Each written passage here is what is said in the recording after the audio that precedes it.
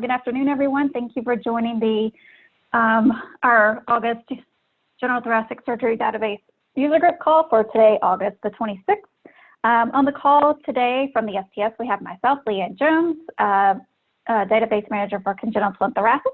We have Carol Crone, our Senior Clinical Manager over the STS National Databases. Also from the STS, we have Addie Dolan, as well as Jane Hahn. From the IQVIA team, today we have joining us, we have Melanie Bent and Joe Brower. So thank you everyone for joining today's call. I guess we shall go ahead and move on to our agenda. This should look very familiar. For our agenda today, I'll go over the STS update as well as our AQ update. Then I will turn things over to Joe and Melanie to provide the IQVIA update, and then we will finish off with the Q&A portion of our webinar. And again, just a friendly reminder to please submit any of your questions via the Q&A function. Also, if you have a question for IQVIA and you've been issued a ticket number, if you could please include that support ticket number in your question. That'll allow Melanie and her team to track down the question and answer as quickly as possible. So we appreciate that. Alrighty, for our STS update, I wanted to review the latest update that was presented on the last call regarding the spring and fall 2020 harvest. Again, STS did send out an email communication on 8/5 regarding the spring 2020 harvest analysis. As you all are aware, that obviously that analysis is underway and results will be provided as soon as possible. We realize this delay is not optimal, but and we do expect this to be a one-time occurrence. So due to the data warehouse transition as well as challenges related to COVID, please rest assured that these delays will not happen in the future, and we appreciate your patience as we work to get this data analyzed and up on the dashboard for your use. In regards to the dashboard, when these analyzed data are available, STS and IQVIA will be hosting educational webinars on navigating the dashboard. So that will be coming soon. Also, some more information will be coming once the data is available and is released. The fall 2020 harvest deadline is coming next month. I'm sure as you all are aware, the harvest submission deadline is set for Friday, September the 18th, and our opt-out date is scheduled for Tuesday, September the 22nd. I did have a polling question I wanted to go ahead and launch. So if you guys are able to answer this polling question for me. Let's see here. All right, our first polling question is, have you been able to successfully harvest your data? Yes, I'm actively harvesting data. No, but I haven't attempted yet. And no, I can't get my data in.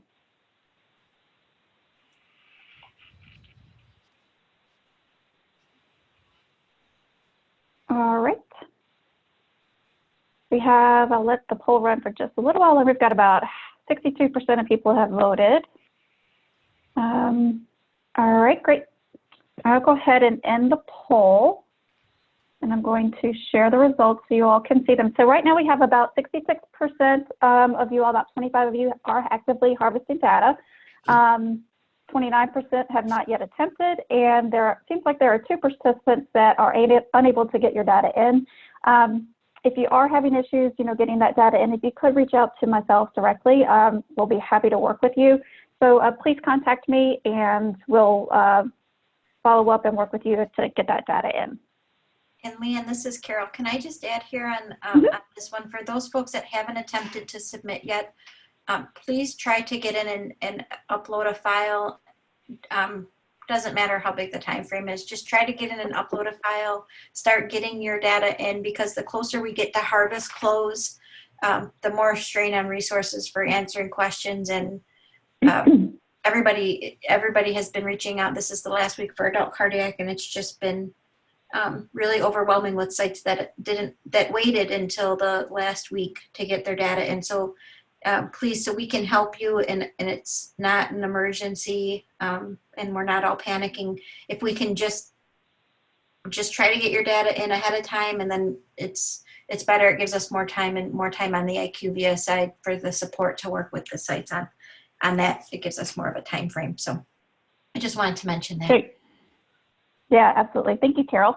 Our next update that we have, the general thoracic database is undergoing an version update. We are currently finalizing version 5.21. We are working on finalizing the specs and the goal, and we are planning to have those 2 vendors by the end of August, which is next week. So we are finalizing, doing some minor edits, and cleanup is continuing on the DCS. Carol, Paul, and myself and IQVIA, we're working hard to get these specs finalized and data collection form finalized. So again, more information about the upgrade will be coming soon. Once the specs go to the vendors and the data collection form is finalized, I'll start working on the training manual. If you all have any ideas, I realize that the current format of the training manual is not very, is not really ideal for a lot of people. If you have any ideas on how to improve upon that, please feel free to share those with me. I am looking to update that training manual and make it a lot more useful for our data managers. Also coming soon next week, we'll have information on our upgrade webinars. Carol and I will be hosting the version 5.21 upgrade webinars. We'll be walking through the new data collection form with the data managers. So again, those will, the schedule for those upgrade webinars will be coming next week as well. Also, direct data entry is now available for general thoracic database participants. If you are interested in the direct data entry option or interested in more information regarding direct data entry, please email us at stsdb@sts.org, and Jane would be happy to follow up with additional information regarding general thoracic direct data entry. We did have our first new data manager webinar on July 30th. That webinar was recorded, and the slide deck and recording are posted out on the STS website for your review. So we'll have another new data manager webinar coming soon. All right, with the harvest nearing a close, with September the 18th being the last day to submit your data file, I wanted to provide a checklist, if you will, of steps items to review within these next couple of weeks. You know, as we all work and learn differently, there are several different reports or ways to view your data for cleanup efforts within the IQVIA platform. So I just wanted to cover the reports that are available to you. At the end of the presentation here, if you have specific questions, Melanie will be able to pull up the platform. So if there's anything in these reports that you would like to review, or if you have questions about, we'll be happy to pull those up and show you on the screen and work with you and provide any examples or answer any questions that you may have. So when you're getting ready to prepare for the end of the harvest, you know, prior to each data file submission, we always suggest that you run your internal software validation reports. Again, this will help mitigate your data cleanup efforts on the data warehouse side when that data quality report is produced. Speaking of the data quality reports, as you're aware, each time you submit a data file, a data quality report is generated for you for that specific file submission. Use that data quality report to review and address any critical errors. Just remember, keep in mind those critical errors are do not allow any of those records to be accepted into the database. So if one of the records in your file comes up with a critical error, that record will not be accepted into the database. So again, use that data quality report to review any of those critical errors and review your errors and warnings. And I know, you know, one thing to keep in mind when you're looking at your data quality report, you know, the data quality report you receive one for each file submitted. If you would like to look at your data quality reports in one report, we suggest you use the critical summary report to look at all of those critical errors. So if you want to see all the critical errors that you have for all of those data files that have been submitted, use that critical summary report, and that'll give you all the critical errors that have been included in those files that you've submitted over a certain time period.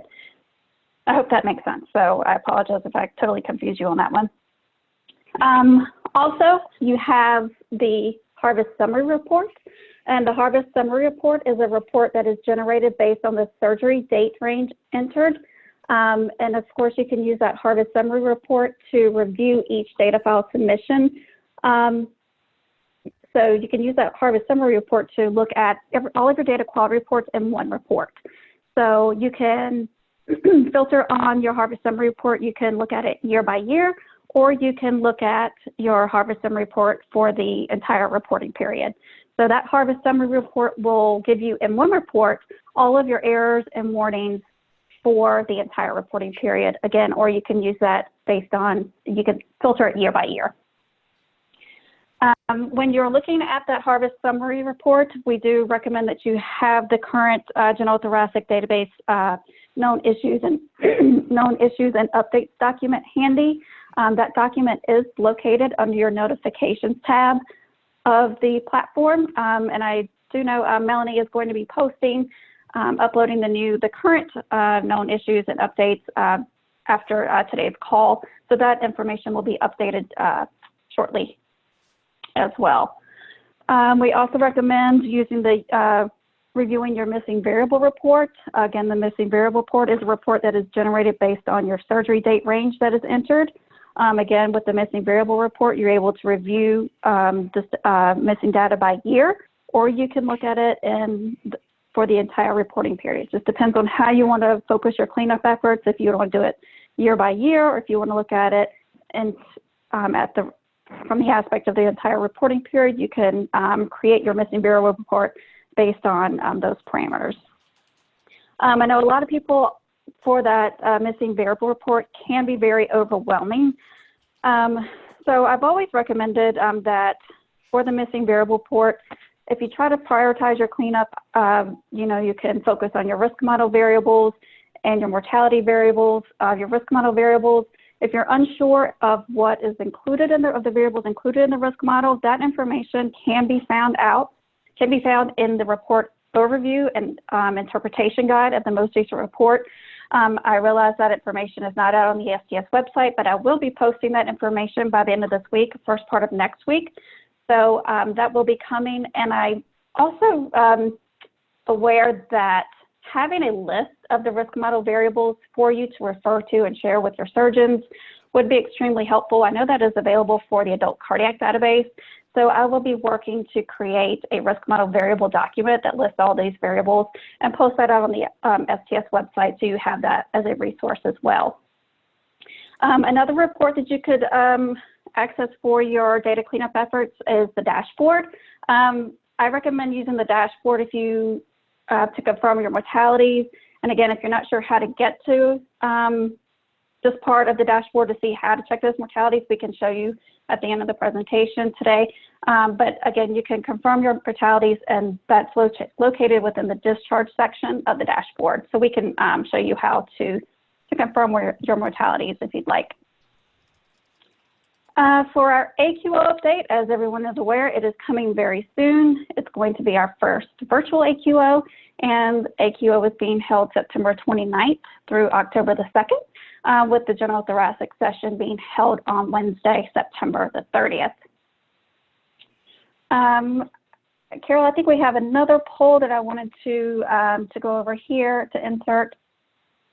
So regarding AQO, we wanted to get an idea on if you all are planning to attend AQO. STS has released early bird pricing for registration, so we hope you all are able to take advantage of that. As you can see, for the general thoracic session, it's $75 for members and $100 for non-members for early bird pricing. These early bird prices are good through Monday, September the 7th, so we do hope you take advantage of these prices. All right, let's see here. Got about, like, people are still voting, so just a couple more seconds. All right, I'll go ahead and, let's see here. I'll go ahead and some more questions coming in. We'll vote. All right, we'll go ahead and end the poll. I'm going to share the results. So it looks like about 44% of you, 19 of you have taken advantage of the early bird pricing, and that's really great. We really do hope you all please do take advantage of this pricing.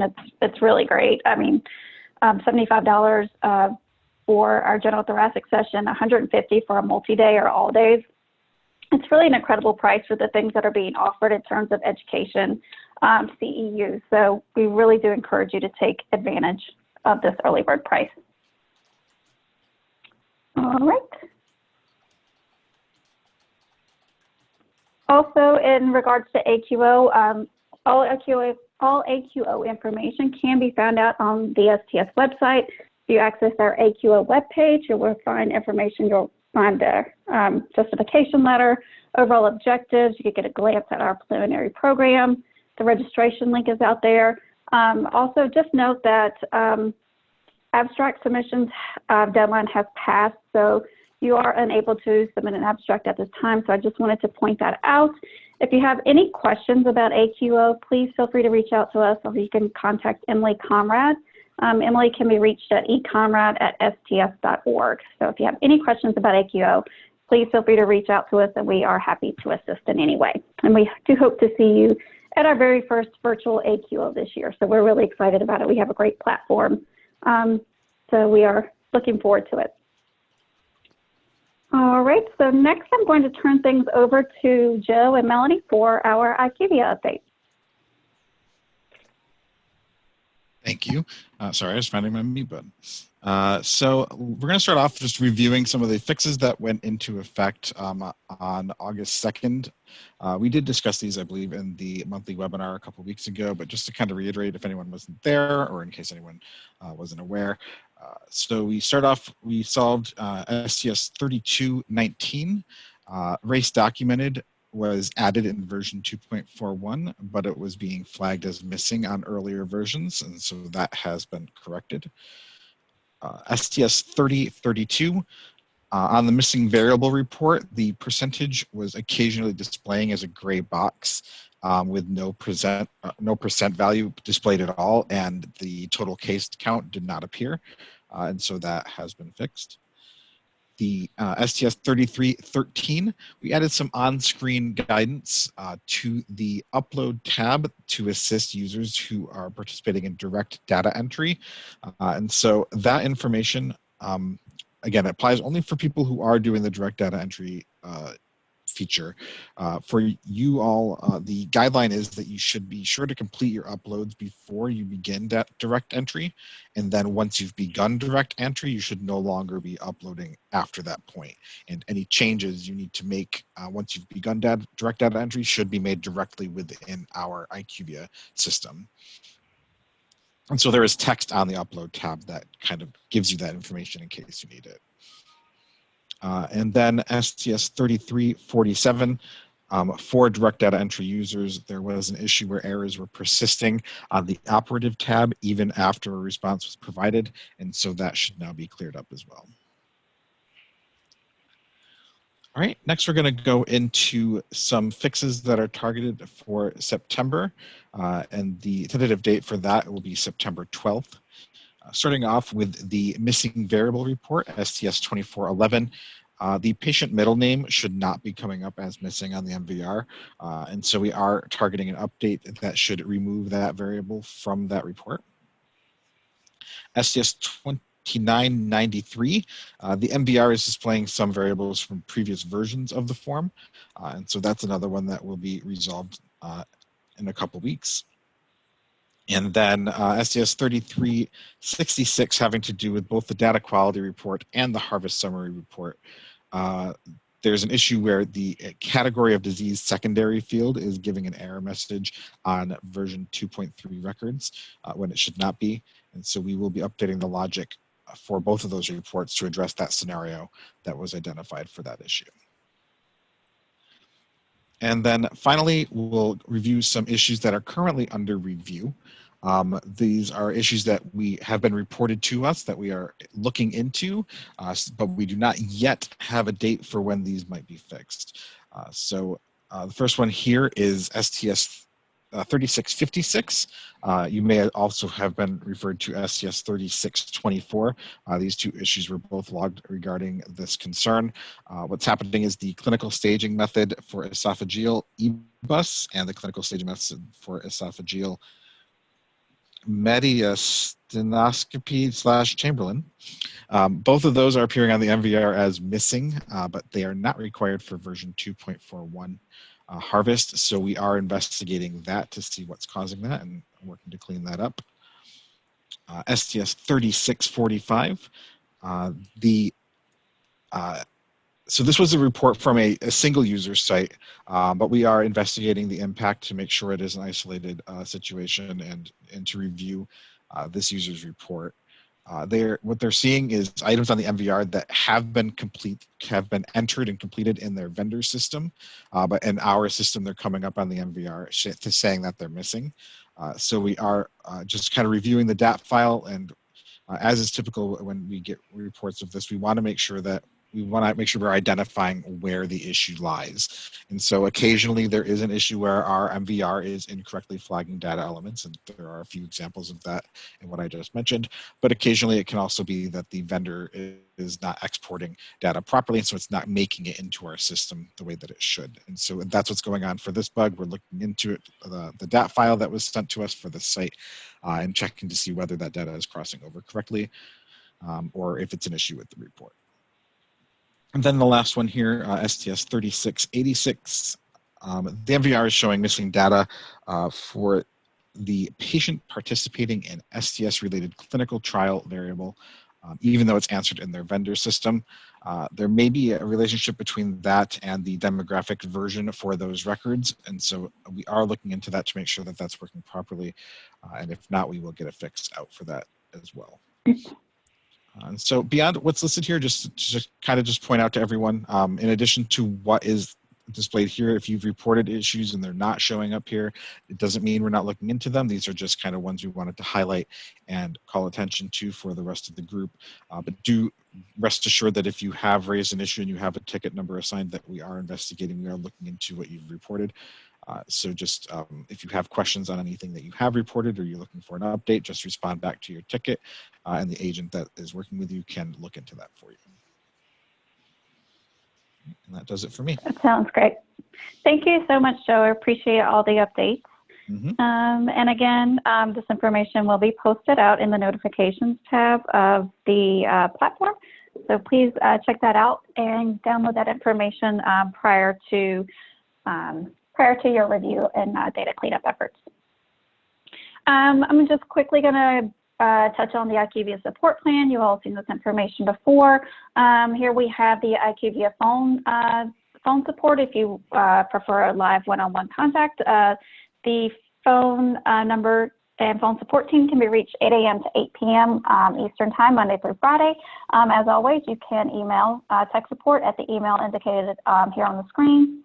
Once you do contact IQVIA, you will be connected with their Tier 1 support. If Tier 1 support is unable to answer your questions, they will issue you a ticket number, and then your item will be routed to either Tier 2 for additional follow-up and support, or you will be directed to the STS, depending upon the nature of your question.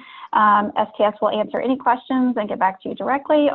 However, if your question involves analytics, we will reach out to DCRI for additional clarification, and then we'll follow up with you directly. Also, in certain cases, Tier 2 will contact database vendors and work with them directly in certain situations. So Tier 2 will work with some database vendors in certain situations if needed. Alrighty. Next here is a list of resources for you all to have. Again, a lot of information can be found out on the STS National Database webpage. We have our IQVIA tech support information located here. There's also the STS National Database feedback form. We encourage you to use that form to please provide us with any feedback, good or bad. We definitely want to hear from you. Let us know some things you would like to see within the dashboard or additional reports. Please give us that feedback. We are here to make this experience useful for you. We want to make sure that we are giving our participants and our data managers everything that you all need within this platform. So please let us know your thoughts, good and bad. Also, out on the STS website, you'll have resource documents. All of our contact information, all of our webinars are posted out on the website, our webinars page, FAQs, Go Live checklists, training videos, as well as links to IQVIA and additional information there. Also, here's my contact information. My email address, my direct email, as well as my direct phone. Please feel free to reach out to me at any time with any questions or concerns. If you have database operational questions, if you have any questions regarding direct data entry, if you have questions regarding your participation agreements, your payments, participant contacts, you need to update any of that information or have questions on that process, please feel free to reach out to us at stsdb@sts.org. If you're not sure where your questions should be directed, just as always, just reach out to me. And if I can't answer your question, I will be sure to get you in touch with the appropriate staff person at STS or at IQVIA. All right, next, please note our next webinars. Our next monthly webinar for thoracic is scheduled for September the 9th at 1:30 Central Time. And our next user group call is scheduled for September 23rd at 2:30 p.m. Central. So please be sure to mark your calendars accordingly. And we hope you're able to join us for our next monthly webinar as well as our next user group call. Let's see here. That's all that I have so far for today. If you have any questions, please, again, please feel free to submit your questions using the Q&A function. We'll answer as many questions as we can, and please know that we do encourage your feedback. So with that, I see we've got some questions coming in, so we'll go ahead and tackle our questions. All right, let's see here. Our first question, is there a possibility to extend the 9/18 deadline? Our group of analysts have been furloughed. Carol can help me with this question. As far as I'm aware, STS does not have any plans to extend this current deadline. I haven't heard any discussions about an extension. I know we have tight, STS and IQVIA both have tight internal deadlines that we have to meet as well. But at this time, we haven't had any discussions about a harvest extension. Thanks, Leanne. This is Carol. We appreciate that sites had furloughed their data abstractors and quality department, and unfortunately, it's a weird environment right now. And when sites had to furlough people, they had to take into account that some of their own deadlines would not be met. STS wants to work with sites and making sure that we're able to get, we understand the issues at sites, and this is something definitely that we can bring back to Donna and to the surgeon leadership to discuss further if we're able to extend it. There is like 3 or 4 weeks left, I think, now until the deadline. So I would just continue working as though the deadline is still September 18th. And in the event that STS leadership is able to offer an extension, we certainly will. We also have to be mindful of the congenital deadline, and we don't want to overlap any of we're trying really hard not to overlap any of our database deadlines because of all the sites, people being pulled to the floor or being furloughed and just coming back after months off and trying to get caught up. So definitely bring it back to Donna for discussion. Absolutely. Thank you, Carol. Our next question or statement, I've been entering data, but I'm not finding the platform to be very user-friendly, however. Margie, you can feel free to reach out to us directly. I mean, maybe we can walk through some of the reports and give you some tips and tricks. I know Melanie's given tips and tricks on previous webinars, so please feel free to reach out. We're happy to work with you directly and maybe walk through some reports and try and, again, highlight some areas and some useful tips and tricks to hopefully make your experience a little better. I don't know if anyone else had anything to add from the IQVIA side. No, I would agree. Definitely let us assist you, Margie, and we want to make sure that you are able to get through walking through the platform easily. So, definitely reach out to our team, and we would love to assist you. Okay, let's see, our next question. The non-analyzed cases are showing data not required as missing data. Yeah, so Margie, you're referring to, and I'm assuming this is, of course, on the missing variable report.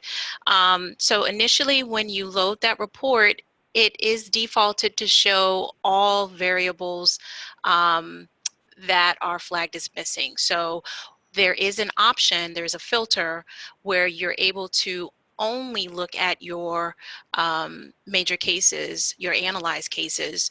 And if you were to deselect the option to review the non-analyzed, there is an option where you're able to deselect, and it will remove those cases from your results. So I think if we're able to get through these questions, we may have some time and we can do a quick walkthrough so that you're able to see exactly what I'm referring to. Yeah, I think that would be great. I was just looking down the questions below, Melanie, and someone, Mindy, would like for us to show that discharge section where she can check out the mortalities, so she can take a look at that. So I think it's definitely something we'll have time for. We'll want to get that information pulled up. Okay, our next question from Lara. Numerous thoracic and adult cardiac users have been unable to successfully harvest. The message users are getting is that this is due to the presence of duplicate record IDs.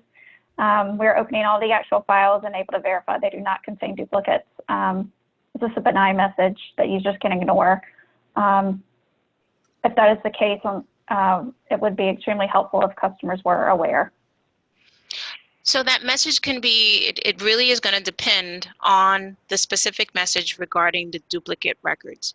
The majority of what you're seeing in the data quality report, if you're resubmitting the same files again, you will receive a general message to say that a duplicate was found.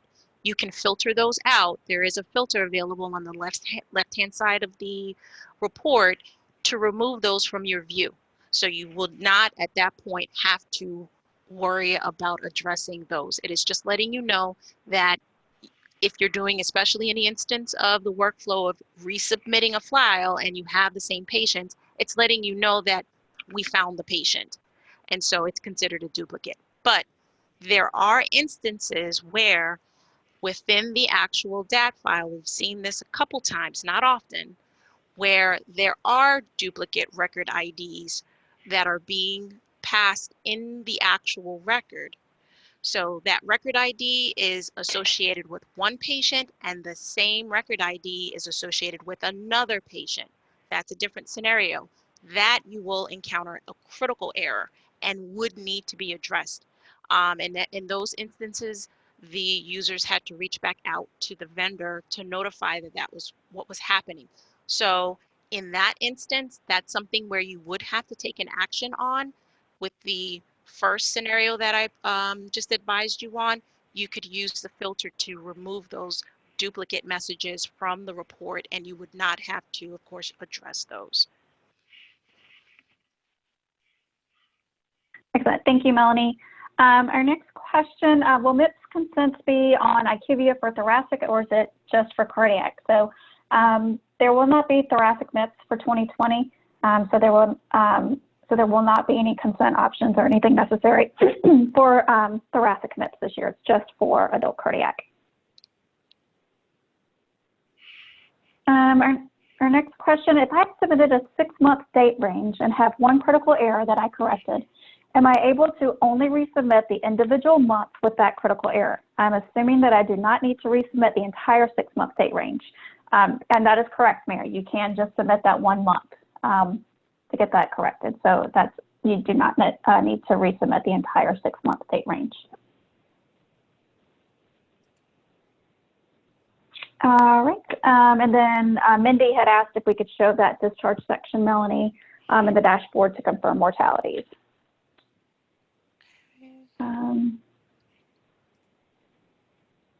then our next question is from Pat regarding direct data entry.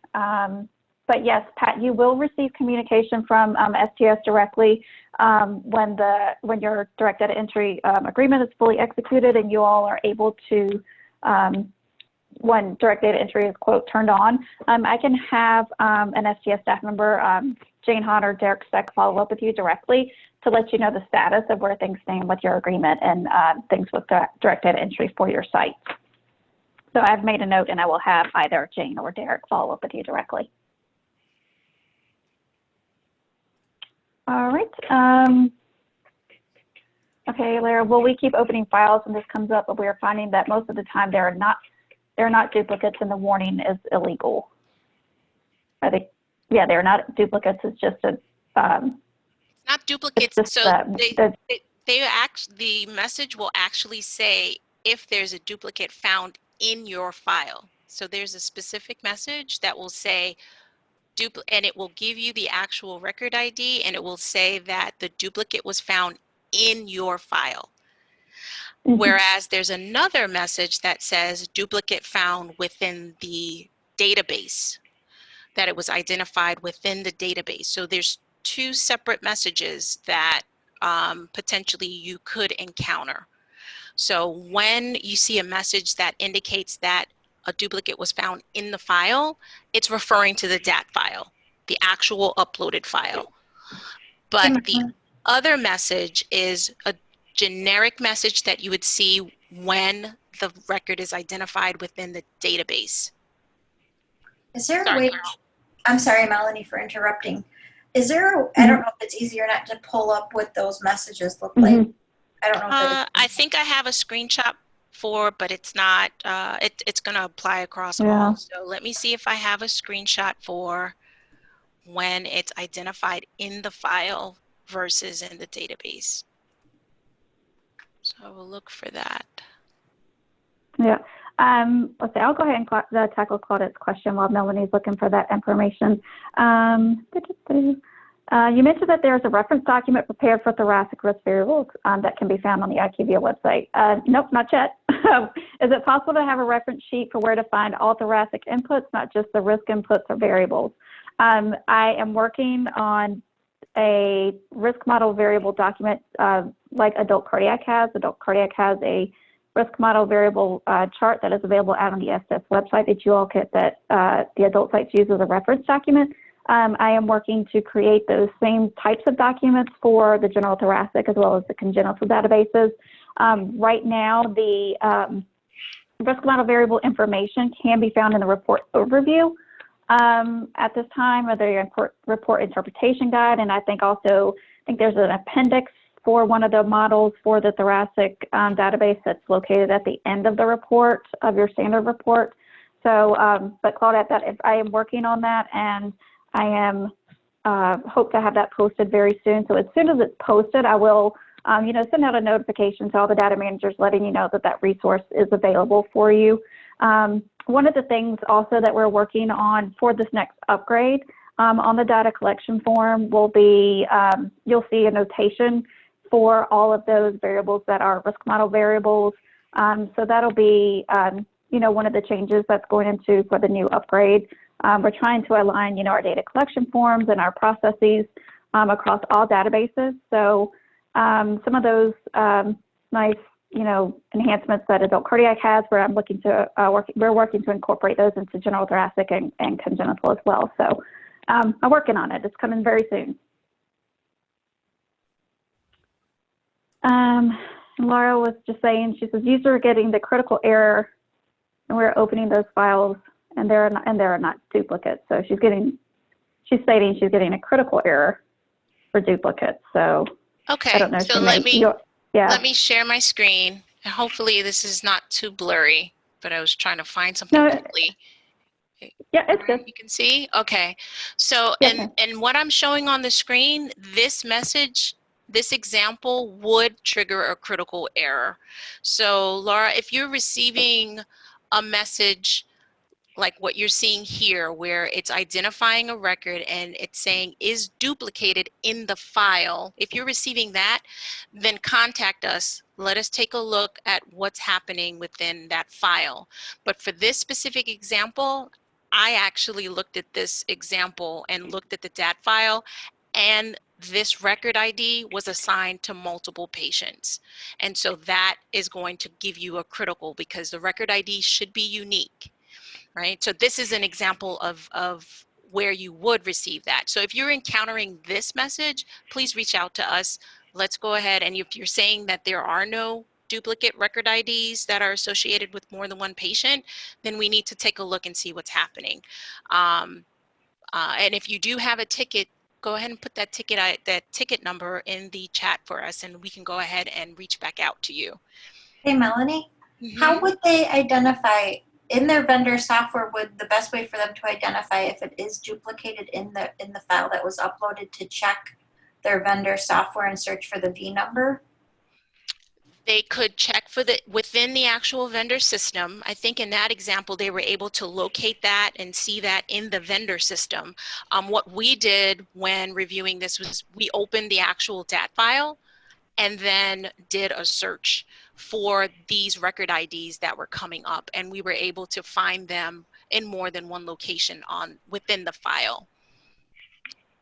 Okay, so is the issue that the file that's coming into IQVIA has a duplicate record ID, a record file in that file that's coming into IQVIA? Mm-hmm. That is correct. And then the record, for whatever reason, or that record ID was utilized for 2 cases, and it could be the same or it could not be the same patient? It wasn't the same patient, 2 different patients. For this Mm-hmm. example, 2 different patients, same record ID. Are we seeing this with more than one vendor, or is it? No, Okay. it was just, for this example, it was a single vendor.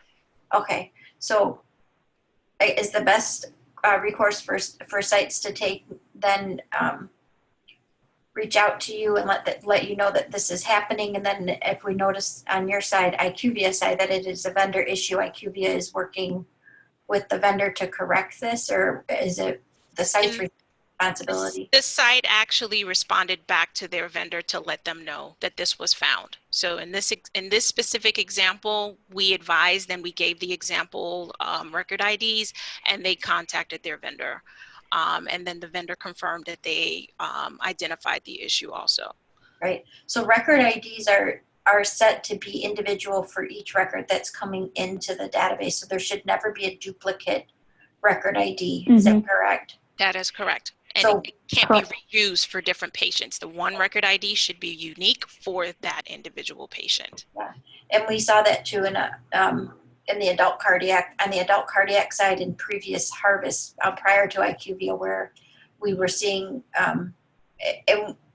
it's difficult it's too difficult to test this in the vendor software because record IDs are supposed to be generated and unique to patients in that record. So one record, there's a code in here that identifies the vendor, I believe, and then there's a code that identifies the patient within that vendor software. So it's really difficult to test this out when we're doing certification for software for the spec upgrade. So if it is happening, it's important to let your vendor know and also let IQVIA know, but let both folks know that this is happening, and they need to, IQVIA and the vendor will work together to resolve this in the file. So.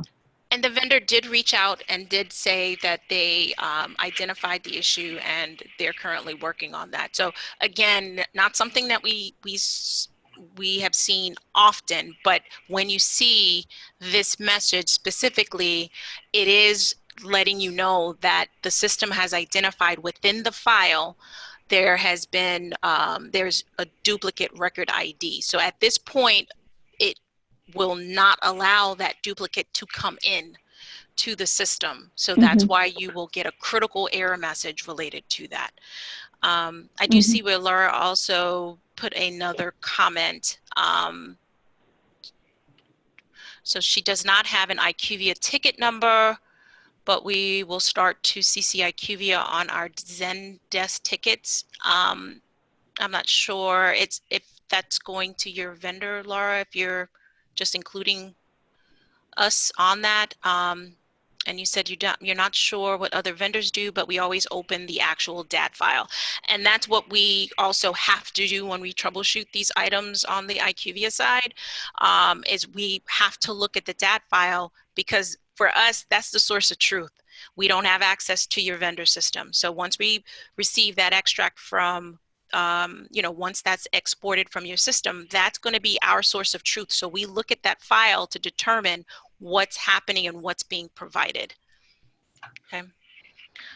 But if you are at this point receiving this critical error and you're seeing that you're receiving this similar message, we do need to go ahead and just validate that DAT. But if this is what you're encountering, most likely, and it's giving you the record IDs, just double check and see if that record ID is listed in the file multiple times. That's what we did when we reviewed this example. That's helpful. Thanks, Melanie. You're welcome. Because I know it's frustrating. I think sites would never have seen this before because we weren't, it wasn't really being checked on the DCRI side for the duplicate record IDs. It doesn't harm anything with the data, but it happens when we're trying to link on the back end with the STS data. We noticed it when we were trying to link with the NDI that we had files that had duplicate record IDs. So, and it wasn't very many. It was few, but it did occur, and it made it caused an issue when we were trying to link. So that's why that record ID is important. But it doesn't harm. It doesn't, because DCRI was allowing that, and it doesn't mean anything was wrong with the data that DCRI was putting out. It's just when we are using that data for a different function that we use this record ID number. So that's that's what we were. That's good information, and sites have not seen these messages before. That's why it's new to them and causing a lot of confusion. Yeah. And we definitely want to make sure that we try to provide as much feedback as we can within that data quality report, so that you're able to know specifically which record IDs and which patient IDs, either one of those identifiers, that you're able to at least go back and reference when a certain error or warning triggers. So in this instance, that, again, not that we saw this often, but we, of course, making sure that we provide the identifiers for you to be able to search on to determine what's happening. Okay. So I know we wanted to also take a look at the dashboard, right, Leanne? Which specific area? Yes, ma'am. Did we need to Right, navigate you've got it up to? here. Yeah, the section here, the discharge report. Okay, and I actually ran into, this is not the, let me try this one more time. I had updates pushed to my machine, so I actually had like a warning that popped up that it wanted to reboot. Oh, so I switched over. So I switched over No time for to rebooting. Internet Explorer. Yeah, so let me just try to get this back up. Unfortunately, yeah, they did push some updates, and I keep on snoozing it, saying, no, please don't restart right now. Hopefully this will allow me to run this. But yeah, yeah, Mindy, when Melanie gets this pulled up, you can use that discharge report, and you can look at to see how many of your cases have a mortality discharge status of dead or live. You can look to see how many of your records and identify which records have the mortality discharge, the 30-day status, dead or alive. So it's just a way you can go into the dashboard and get a list of every one of those patients where discharge status is coded as dead, or discharge 30-day status is coded as dead or no. Okay, let me see if I can get to, sorry. No, it's okay. The snooze, I had to snooze again. It wants to restart. So I'm trying in Chrome. I always have an issue. There was an issue that I had to, and I shouldn't use this Internet Explorer on this machine because I've been having issues with that browser. So let's get to Chrome. Hopefully this will.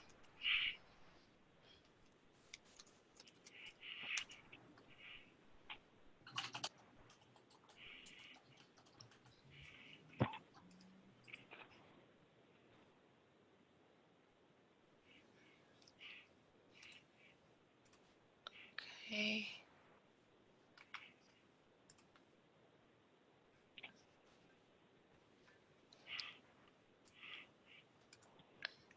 Let's try this one more time.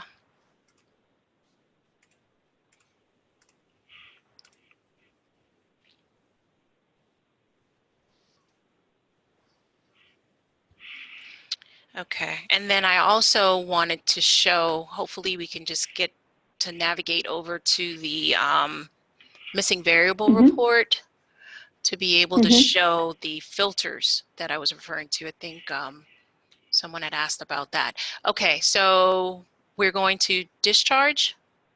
Is that Yes, ma'am. where we needed to go? All Yes, right. ma'am. And let me just maximize for those that may have not used some of the tools to navigate within the dashboard. You can right click, of course, and there's an option for you to be able to maximize if you want to just make this a full screen option. So here we go. And which one did we need to review? You can look at discharge status or status at 30 days after surgery. You've got both of those variables here. So if you wanted to confirm your mortalities, if you, I see here, or Melanie showing there's 2 patients that are have a discharge status of dead. So you could, I'll let Melanie take over, but you can just click there, and then down it'll populate with the 2 records where those patients are. Let me restore it so you can just see. confirm. Yep, let me restore it so you can see it. So when you're in that view, it's just focused on that one component. But here, once you go ahead and select that, here we go. We have the 2 cases that make up that population. All right, and then the other, you wanted to see status at 30 days? Yes, ma'am. Okay. And here. And again, some of this stuff is some test data. I am not, because within this environment, of course, I'm not using real cases, and some of this, yeah, within my 999, I'm making sure I'm not in a site. Okay. And you're able to, again, drill down to see the results for those patients that are missing in this instance for status at 30 days after surgery. Was there anywhere else? Those were the 2 for the mortality variables, because I know a lot of times we get questions because in the old data quality report, there was a table that listed their mortalities. So participants like to confirm their mortalities, and this is just, where you can go to find it within the IQVIA platform. Just go to this discharge report, and then you can get the snapshot here of all of your discharge mortalities, and you can confirm each patient just to make sure everything is as you expect it. Okay. So let's just go over to the missing variable then. Yes, ma'am. Yep, let's take a look there. Missing variable.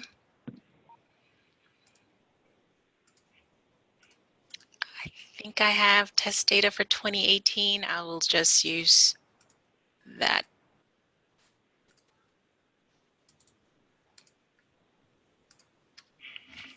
You're welcome, Mindy. Glad you found that helpful, so I appreciate it. Thank you. Okay. And so here are the results.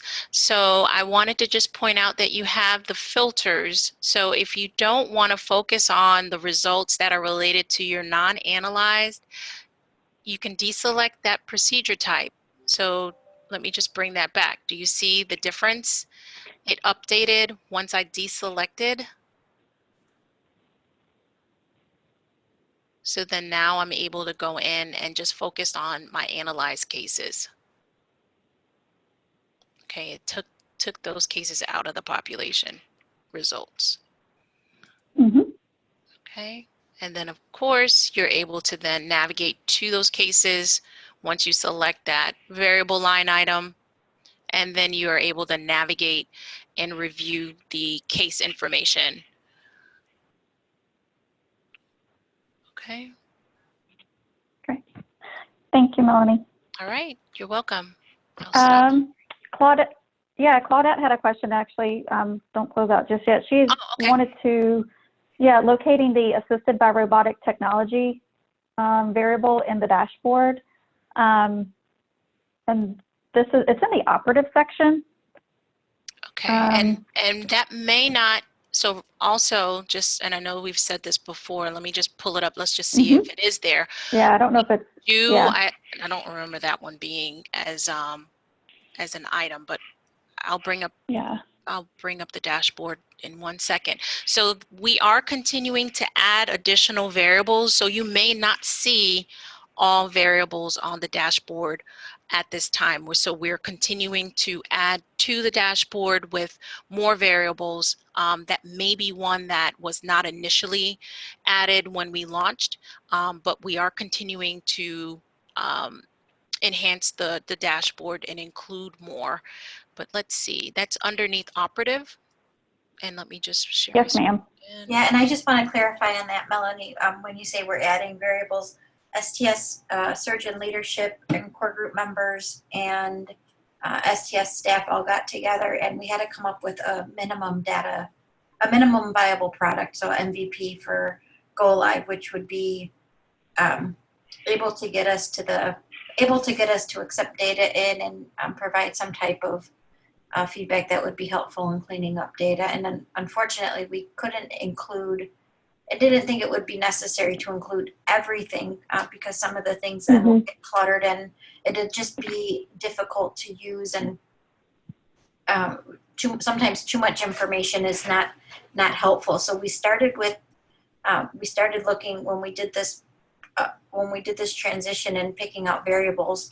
We did have a team of physicians, general thoracic surgeon leaders, and core group members to help us decide what would be a good place to start. And then with the intent and understanding that this is a phased rollout, which means that when we start in phase 1 and we have something available and then we get feedback from users and things that we get a lot of requests for are taken into, or things that we get requests for, even if it's not a lot, but it still seems like, yeah, that makes really good sense. We need to do that. We run those ideas between STS and IQVIA, and then updates are made to the IQVIA platform about inclusion of other items that may not be on here. So it's not that IQVIA just went and cherry picked what they thought would be nice to report. It was a thought out process that involved very long days at STS in Chicago with groups of people going through all of these reports to try to come up with something that we thought would be a good start. So that's where that comes in from. Thanks, Carol. Yes. That's exactly what the process was. And it's still continuing. Still continuing. But it's an ever evolving process. Yes. Carmen wanted to know, where we have just a minute left. Carmen wanted to know if you had handy an example of just the standard duplicate error warning message. Not the one that.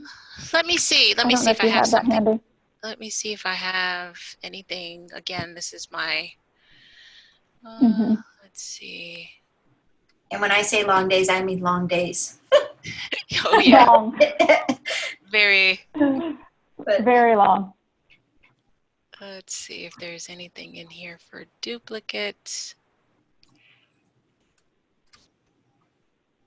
I don't think there's anything on this one for duplicates. No, because it's going to actually give you another option that says duplicates. So let's try another file.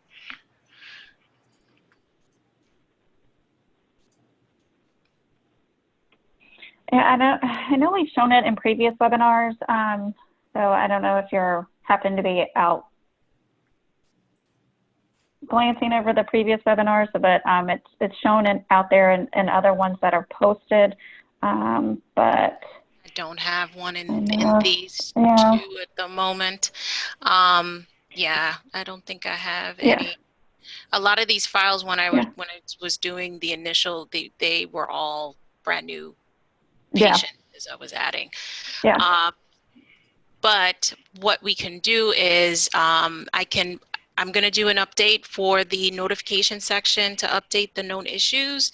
What I can also do is add verbiage of the duplicate messages that you potentially could get. I can also add that to the list so that you all are aware of those also. And again, if the system identifies true duplicates, meaning that it found a duplicate in the database, and it's basically just letting you know that we found this record already. There will be an option in the filter to allow you to filter those out. It would just be labeled as duplicate. You would deselect that option and it would take those messages out. You would not have to, of course, review those or export those if you deselect that option. Okay. Right. All right. Yeah, and yeah, Mindy is correct. It comes up as a warning and not a critical error. So that is one correct. of the key differences. Yep. Yes. That's a great point. All right. Well, I know we're a little bit after the hour. Thank you, everyone, for joining today. If you have any questions, please feel free to follow up and reach out with us directly. Thank you, everyone, for joining today, and I hope you all have a great week. Good job, Leanne. Thanks, Thank everybody. you. Thank you, everyone. Thanks. All right. Bye-bye. Bye.